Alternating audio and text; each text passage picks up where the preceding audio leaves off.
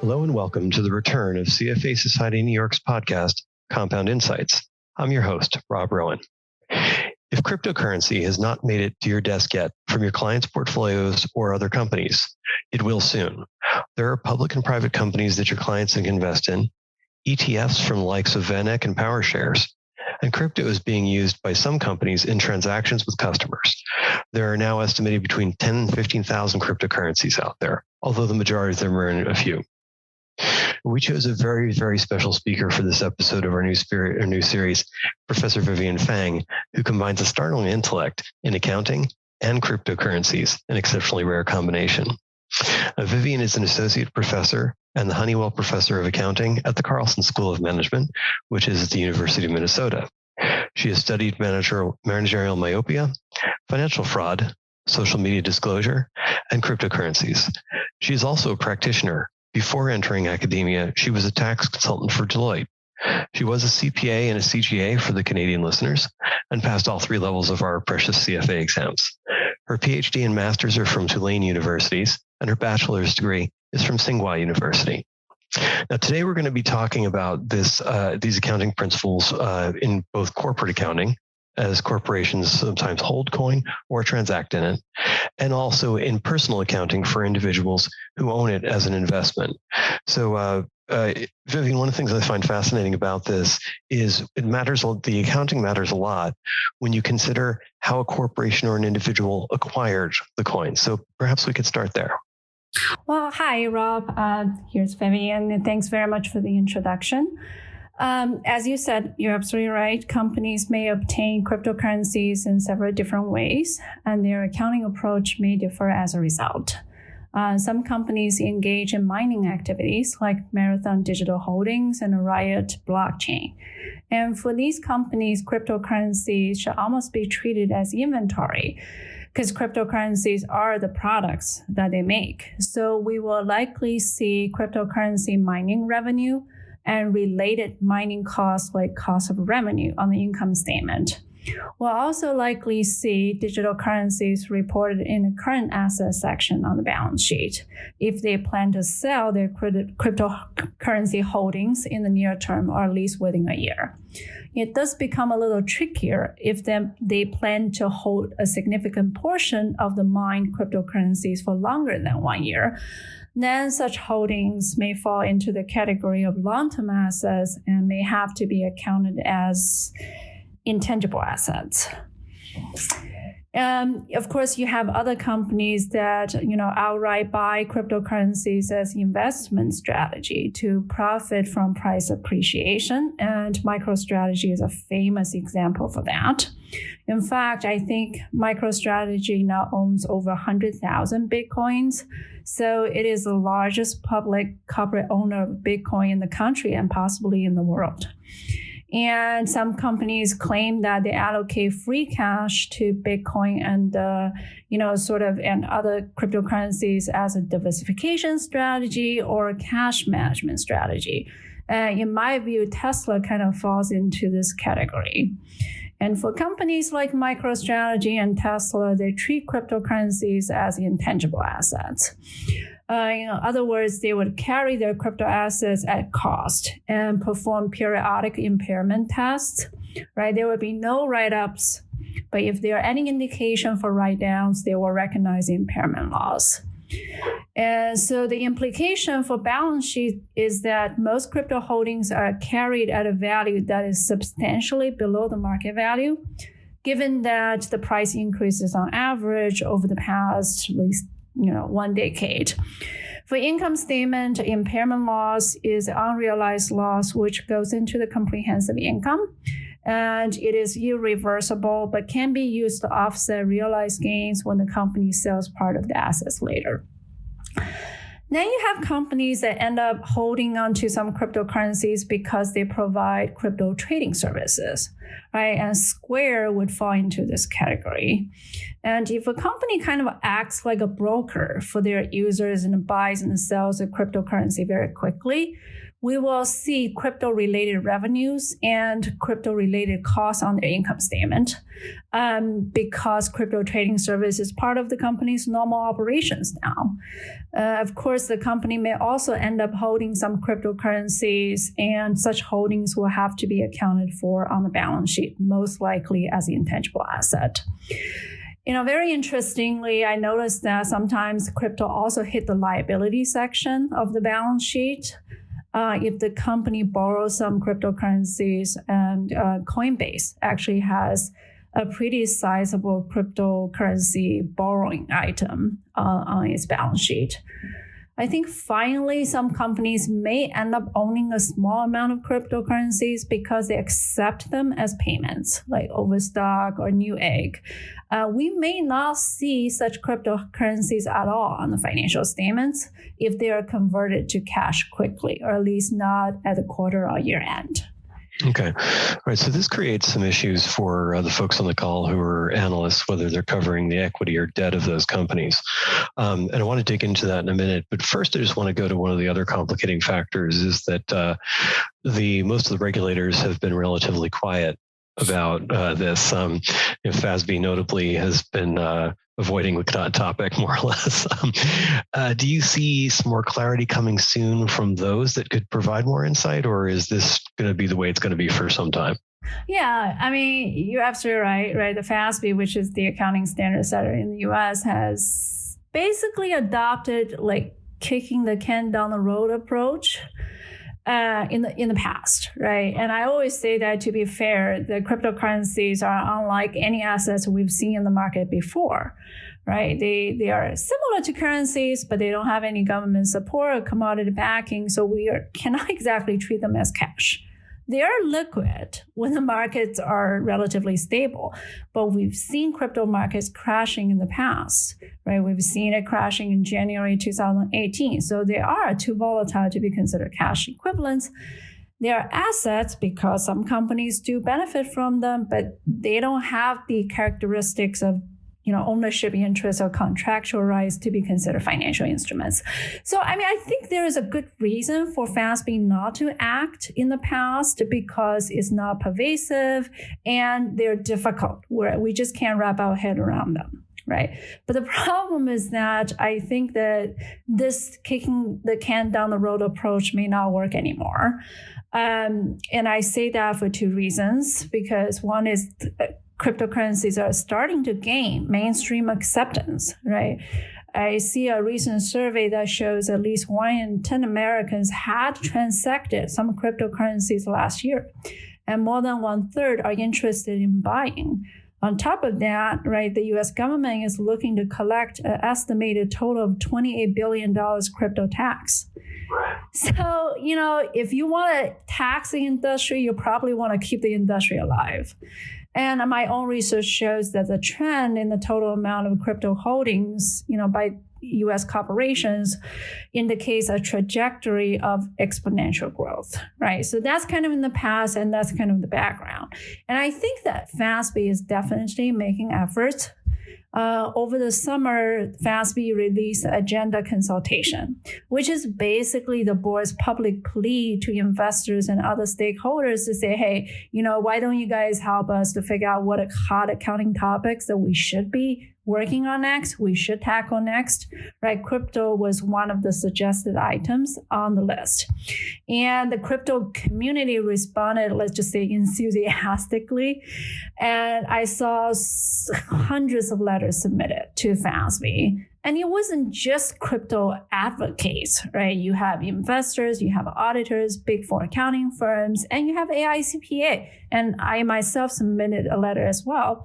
So based on my read of the letters, most seem to be advocating for fair value accounting, which I agree.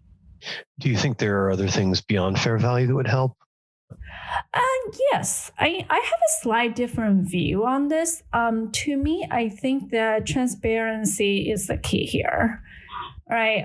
Even if we want to stick to cost accounting, any intangible asset accounting is a type of cost accounting, right? I think we really need to standardize how firms treat cryptocurrencies as intangible asset intangible assets, right?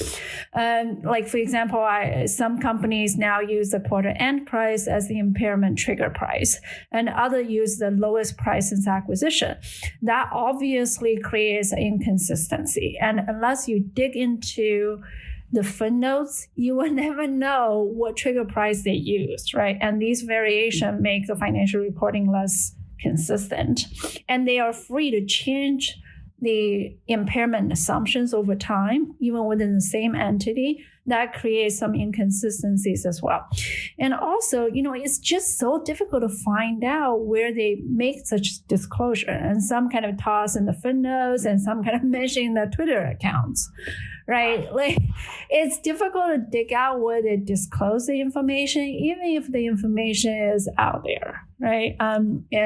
And standardize the supplemental fair value disclosure, right? A fair amount of companies do provide some part of the fair value information, but it's difficult to find them. And also, such disclosure can range from a point estimate to detailed information on price and quantity, or even transactions. So to me, it's transparency, disclosure are probably more important than the recognition, right? By the end of the day, if we tell investors the price and quantity of cryptocurrencies a company purchased in the past, currently holds, and sold in the past, then the investor can easily figure out the crypto exposure and the value of the cryptocurrencies a company holds. Oh, for sure. I think this is the issue that I was pointing out for the poor analysts that covered the equity and the debt of these corporations before. So I guess there are two issues there. One of them is whether they're in the disclosure or on the Twitter account, or where else can you find that type of information beyond those two very different things? Right.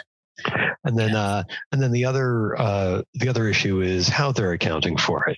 Do you think there is a sort of prudence that is emerging now? Is the acquisition amount, the cost count, the best way to account for the value of them, or is it a fraction of the current traded value? What do you think is evolving as the prudence of that? Yeah, I think there's definitely some logic to intangible asset accounting. So accountants are known to be conservative, right? We try to stay on the safe side. And for that reason, because we see quite, in some crypto markets, we see pumps and dumps, right? Pump and dump schemes are very common in some crypto markets, especially with alternative coins and crypto fads. So, I think that, I am not, for that reason, I'm not strongly against intangible asset accounting, because if you want to stay on the safe side, right, booking at cost and timely recognize impairment loss could protect investors, right? That's kind of the thinking behind the intangible asset accounting. But I can also see the merits to fair value accounting if the markets kind of gradually stabilize, and at least for Bitcoin and Ethereum, they tend to stabilize quite a bit compared to 10 years ago. So yeah, there are pros and cons to both recognition methods, but I still think that transparency and disclosure are probably more important when it comes to assets like cryptocurrencies. Okay, yeah, that's. I think that's really important for the folks on this call who are on this podcast, rather, who are analysts or portfolio managers, is to hear that there are those different things, and you all might want to think about how you model something like the cash flows of an organization that are using these techniques. Now, there are different things that impact other parts of this, because we talked about very different operations that the company's using for it. But let's switch to individuals for a moment here. There are more and more individuals who are buying these things as part of their investment roundup, and they might be calling it a collectible or commodity or something like that. The SEC is starting to shuffle its feet a little bit about this too. So what do you have to do for individuals? Is there anything special, or is it just a regular 1099 type of thing on your taxes?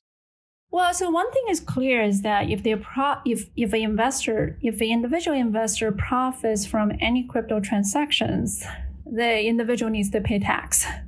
Right? The IRS hasn't specified how exactly you're going to have to pay tax because there are different ways for individual investors to gain cryptocurrencies. Right? You may gain cryptocurrencies by participating in a mining pool, in which case it opens up the question that how are you going to pay tax? Right? Do you subtract your electricity costs? Right. So if it's just transacting on a crypto exchange or with a broker, right? That's easy to figure out. Yes, the broker would file a 1099, and you have just to pay tax based on that. For individual investment, it's pretty easy to figure it out, and there's obviously no financial statement, no reporting issues. We just have to figure out how much profit they gain from crypto transactions and how much tax they need to pay. Okay, so it's not unlike any other collectible, really? No. Okay. Yeah. So as far as I know, I think even for NFTs, right, which are known as digital collectibles, still fall into the category of crypto transactions. If you profit from owning NFTs, you pay tax. Okay, great. All right. Do you anticipate anything that will provide a risk to corporations or to individuals in the near term that is concerned maybe beyond the incomparability of the data or the lack of clear disclosures? Are there other things that you're anticipating? Yeah. In fact, right, when you mentioned the analysts that cover the equity or debt of companies, I was going to say now they should look for two types of risk.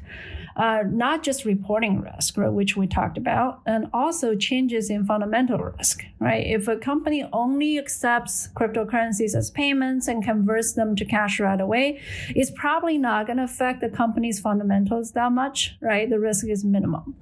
But if a company has a sizable investment in cryptocurrencies like MicroStrategy, right? I almost view the company as a crypto investment fund at this point, given how many Bitcoins the company holds. Then its fundamentals and equity are, become closely tied to the crypto price. And that is a huge change in the company's fundamental risk, right? You also have to bear in mind, some companies invest or gain crypto exposure in very subtle ways, right? For example, Intel's investment in Coinbase, right? Coinbase is a public firm, right? So the stock has no reporting issue. We already know how to account for Coinbase stock. But the thing is, right, hypothetically speaking, if a company holds a significant, a stake in a crypto company, right, that company's fundamentals will be linked to crypto prices as well. And you have to watch out for the fundamental risk change. Okay. And do you teach that to your students? I do. Yes. I talk about the, changes in the fundamental risk. And I haven't talked a lot about reporting risk yet because most of my students are not accounting students. But when I teach this coming March, I think that I'll have a session on the accounting for cryptocurrencies as well. Great.